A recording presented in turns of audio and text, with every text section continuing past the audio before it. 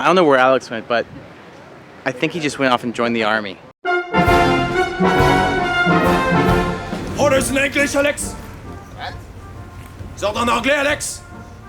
Français? Yeah. Recrue, Alex! Oh, le fusil!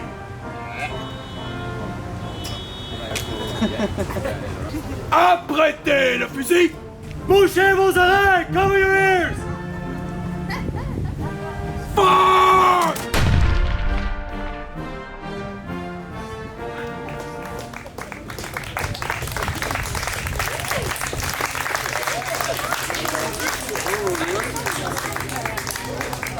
Wow, that was good. Excellent!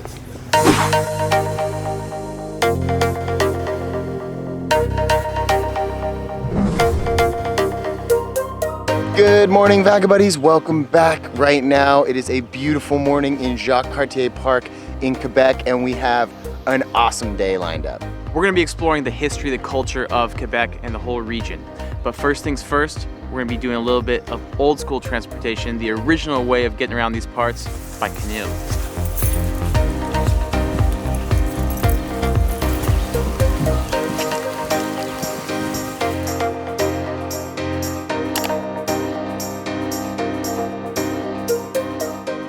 All right, so this is how it's gonna work. We're gonna be dividing into two different canoes so we can cover as much as possible. I'm gonna be rolling with Steve, and Mark is with Lauren, and we are ready. Are you ready? I'm ready. Okay, how many kilometers are we doing today? 7 kilometers right now.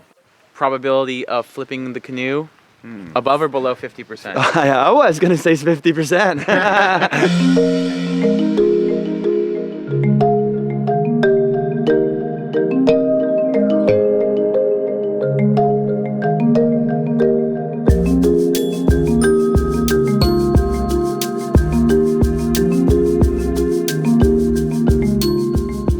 So the Jacques-Cartier Park is actually surrounded by the Laurentian Nature Reserves, which when added up is actually around the same size as Belgium, which is pretty insane to fathom. You get this beautiful U-shaped valley over hundreds of thousands of years. During the last ice age, this valley would have been filled with a giant glacier. And as that glacier melted away when the ice age was ending, it chafed up against the rock and basically whittled it down to this really nice, beautiful U-shaped valley. As we're surrounded by pine trees and spruce trees, and it's just a really, really gorgeous place to be. So.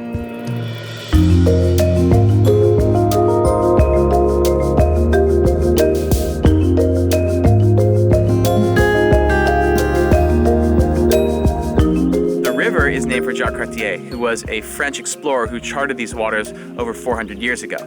French presence here in Quebec was originally about fur trading, and the French merchants that set up shop in Quebec City and Montreal would meet with the First Nations tribes and trade furs.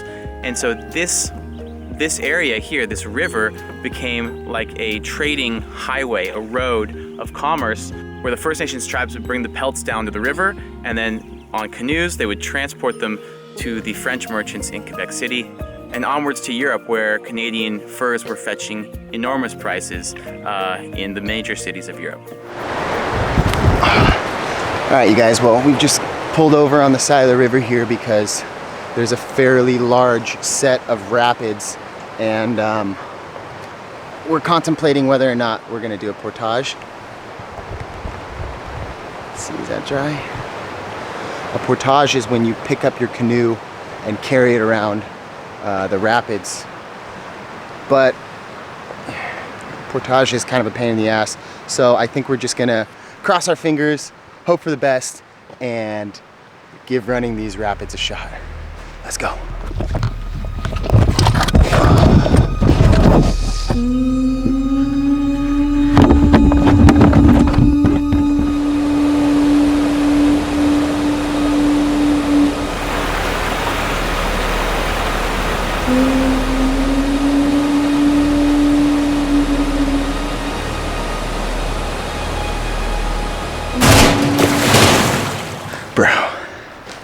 Tell me what happened. What happened, bro? we went in, everything was good. Then we hit a rock, and it kind of threw us off a little bit. And then we hit another rock, and then we said, oh shit. Here we go. Boom! And we went in the water, and next thing we were just floating down the river.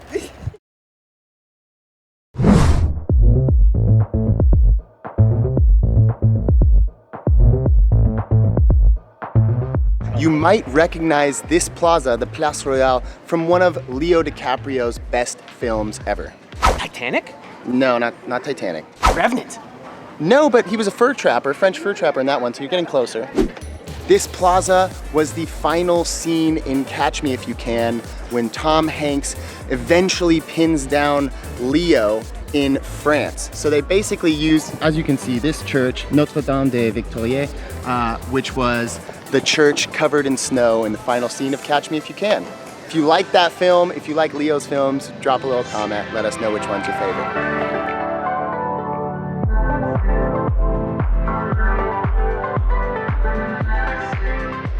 Okay, so now we're walking through the Petit Champlain. This is what used to be right on the waterfront, and it's a super historic area. Despite the rough beginnings of the colony, it actually started to flourish through the fur trade, became very wealthy and very strategic. And this area was right on the waterfront where the ships were loaded up to take the furs to Europe. It's actually, we're here during a tall ship convention, so there's tons of historic ships, and you kind of get the feeling of what it was like during those times. But all that changed in the 1700s when the British challenged the French for control of North America. So to learn more about that history, we're going to take the funicular up to the walled city.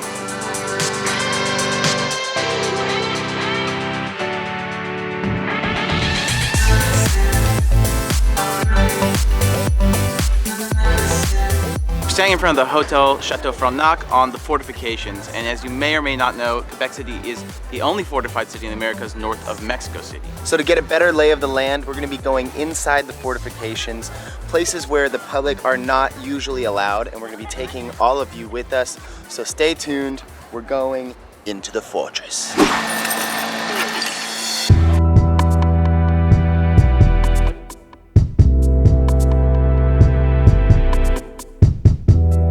So in 1759, we have the 7 Years' War, which was basically Britain and France fighting each other all around the world for domination.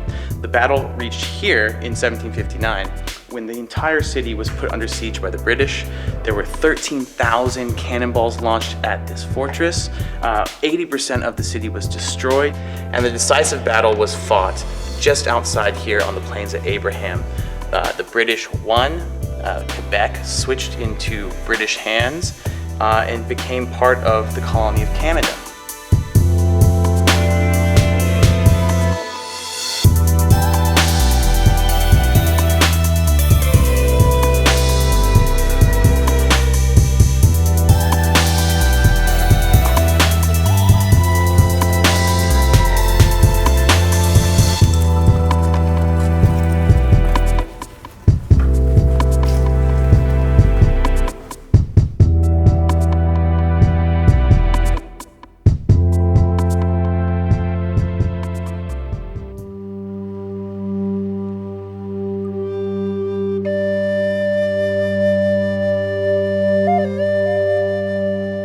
Our exploration of Quebec's history and culture has taken us here, to the Hotel Musée des Premières Nations, the Hotel Museum of First Nations. This place started off as a museum and then evolved into a hotel and a restaurant that bases all recipes off indigenous ingredients and traditions. We're going to be staying the night in a traditional longhouse, but first things first, we're going to go meet up with Yolande, who is the curator of the museum, a storyteller, and an expert in Wendoc culture.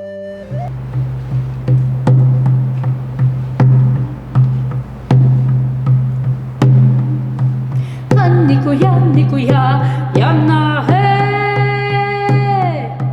Han nikuya, nikuya, yana hey.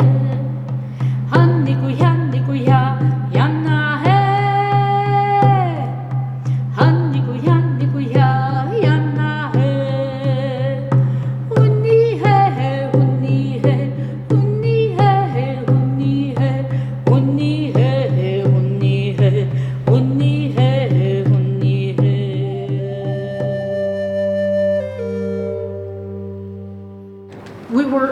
of survivors of around 300 to 500 people who came in the area, because we had been killed by the illness that came from overseas, because people that came from overseas had virus on them for which we were not immune, and more than 66%, talking about more than 20,000 people of my nation died.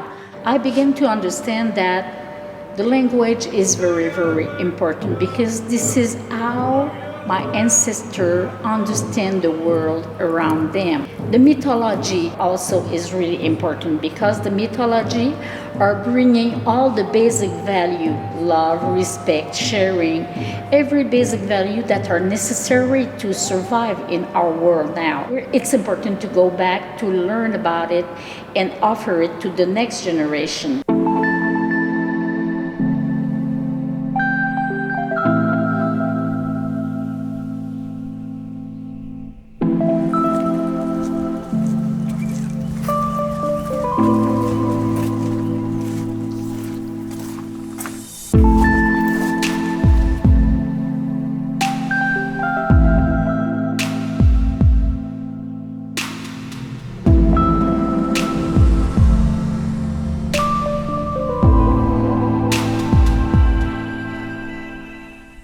Wow. This is like every boy's childhood dream of like an epic tree house, except this is real. It's just incredible. Look at the like level of like technology using all natural materials. This longhouse can sleep up to 24 people. The beds are built in a very similar way that they would have been. The logs are lashed together. They've created multiple stories. It's wild. I've never seen anything like this. I have to say, I have been very much impressed by this place. There's a hotel inside with normal rooms, and we saw one of those, and they're really nice. It'd be a nice hotel on a normal basis, but the fact that it has this cultural mission of advancing the culture and helping explain it and interpret it for foreigners, it makes it just that much more unbelievable.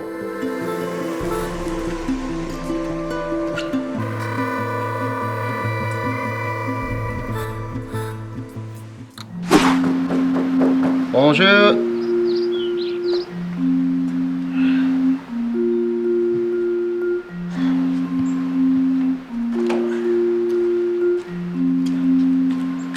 Ça va? Good morning. That was quite the experience, sleeping in a longhouse with the fire going all night after hearing some stories. I think that we have had a complete Quebecois experience between the old town and here. And so hopefully you guys enjoyed this video, and it showed you that although this year Canada turns 150 years old, there's a lot more history and culture here to discover. So if you guys and girls enjoyed this video, you know what to do. Give it a big thumbs up, share it with your friends, subscribe and turn on notifications if you have not already, and stay tuned because our exploration of Quebec City and the surroundings is not done. Today we're doing a whole nother adventure, so that video is coming soon. Okay guys, in the meantime, stay curious, keep exploring, and we'll see you guys on the road. Bon voyage! Peace!